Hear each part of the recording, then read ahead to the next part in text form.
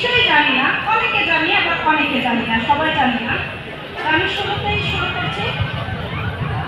সাদা ছড়ির আধুনিকায়ন, দৃষ্টি প্রতিবন্ধী ব্যক্তিদের উন্নয়ন, এই প্রতিপাদ্যকে সামনে রেখে আমি সংক্ষেপে আমার সাদা ছড়ি দিবসের বর্ণনা শুরু করছি। সাদা ছড়ি দৃষ্টি প্রতিবন্ধী ব্যক্তিদের চলাচলের জন্য একটি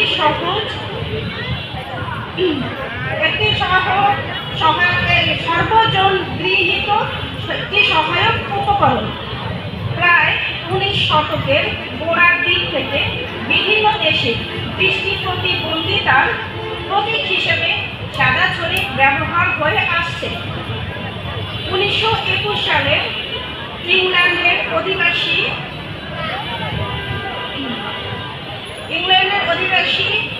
জেমস বিগস নামে একজন ফটোগ্রাফার হঠাৎ দুর্ঘটনায় তার দৃষ্টিশক্তি হারান। তিনি তার চলাচলকে সহজ করার জন্য ছড়ি ব্যবহারের সিদ্ধান্ত নেন। তিনি তার ব্যবহৃত ছড়িটি সকলের নিকট আরও দৃশ্যমান করার জন্য তিনি তাদের সাদা রং করেন। ধারণা করা হয় যে এরপর থেকে সাদা ছড়ি নামকরণের উৎপত্তি হয়েছে। 1969 সালের 4 অক্টোবর শ্রীলঙ্কার কলম্বোতে অনুষ্ঠিত international federation of the blind IFEF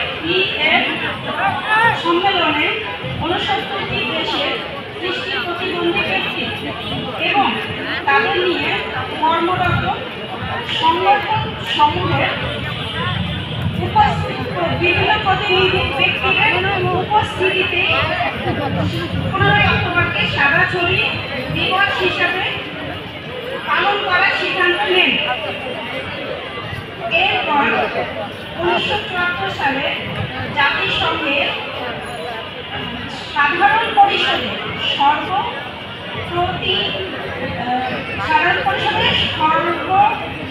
সর্বসম্মতিক্রমে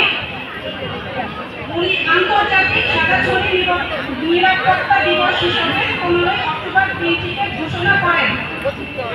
এরপর থেকে বাংলাদেশ সহ বিশ্বের বিভিন্ন দেশে সাদা ছড়ি নিরাপত্তা দিবস হিসেবে পালন করা হয়। সর্বপ্রথম